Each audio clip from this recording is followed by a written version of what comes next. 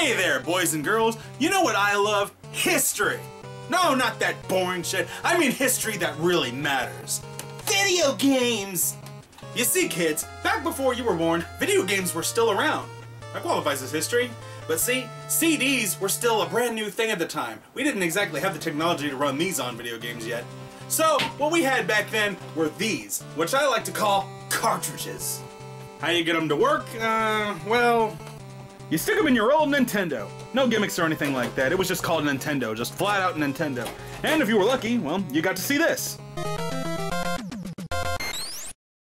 If not, well, you were shit out of luck. Why am I telling you all of this crap? I don't know. Strider's on it though. No place for amateurs. Yeah, that one guy you never knew existed out of fighting games. Not that you'd be able to tell by this artwork. You know, was it every artist's job to fuck up every single cartridge they ever got their hands on? This guy's chin steals the whole show. Epic chinage. Well, truth be told, you gotta start somewhere. And, well, to be quite honest, Strider actually didn't start on the Nintendo consoles. He started on the arcade consoles just a few months before. This game is a lie. It's true though. Just a few months prior of the Nintendo release, Strider was actually making his first video game debut in arcade systems, quarter-rating madness, Faucion swinging craziness, but hell, it was addicting.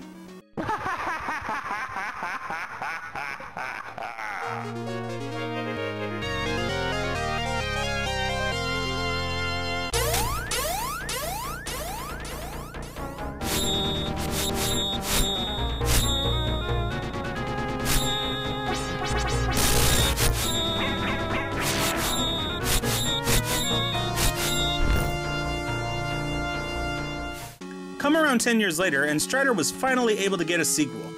The appropriately named Strider 2 was released on the arcades in December of 1999. And like its 10-year-old predecessor, it was just as hard and ate up all your quarters. But that didn't stop it from being just as addicting.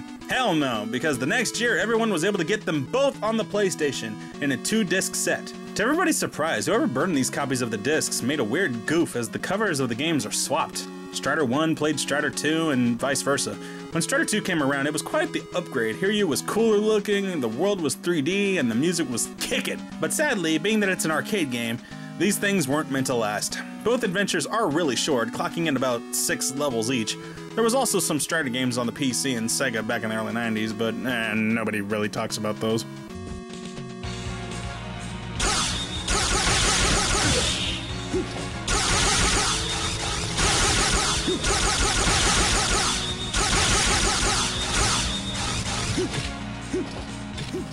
Ever since then, we've seen Strider in cameo events and things like that, such as Marvel vs. Capcom, Namco x Capcom, things of that nature, but we haven't really seen Strider stand on alone since then.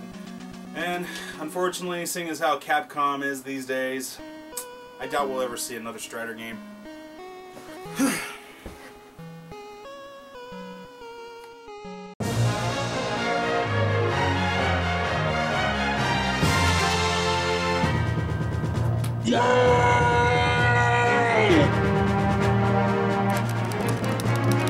Okay, so Strider 2014 has been published by Capcom, and also developed by Double Helix. Yeah, those guys that were on Silent Hill Homecoming?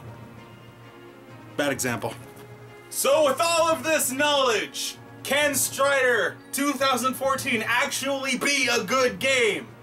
Well, let the truth Be known. Oh, look at that, a main menu. Actually trying to captivate my interests. Not falling for it, no matter how cool you look.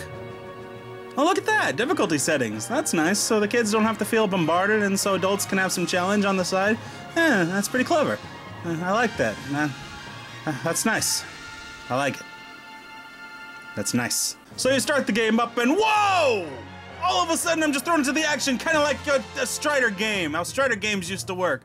Alright, let's be serious now. Strider picks up as sort of a retelling of Strider Hiryu's lore, incorporating a few lines of dialogue from the originals to kind of give you the hint that this is kind of a remake.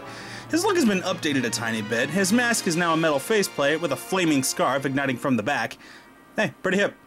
The gameplay is very similar to Strider 2, but with a few modern updates.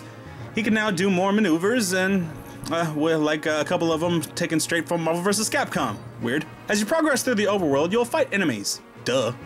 But some of the bad guys actually require strategy to beat. While hacking and slashing your way will be helpful most of the time, some of the enemies actually demand certain tactics to kill, like charge attacks, deflecting blasts and bullets, and... Oh, and did I say that there's an overworld? Well, I meant it. Similar to Strider on Nintendo, though not exactly, Strider 2014 plays like a combo of Metroidvania. Now your world is open to explore, but of course you can't access everything right from the go. Only after defeating bosses, you will gain special super abilities that allow you to reach and go places you couldn't before. Which is good because there's tons of secrets to find in this game.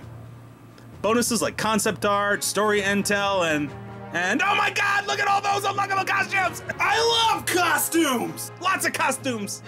Anyway, to add to this, the power-ups are also really cool. Cool. Ice cool. Some of the stuff you know and you should be familiar with. You get Falcons, Option A drones, and Zipline Dash, all sorts of nifty things. It's a very simple game to review, honestly. What you see is what you are getting. The difficulty is balanced well, and it's actually really fun. Surprising, I know, since Capcom's been in the hot seat for a few years. But as amazing as this game is, and I mean, this game is actually really damn good, should we all of a sudden just drop and forget about the problems Capcom has done? Well, no. But here's the thing. When you do something right, it shouldn't go unnoticed or rewarded. But we're not just going to forget the past. If they do something wrong, we should call them out on it, and the punishment of them not getting our money should show how serious of a community we are.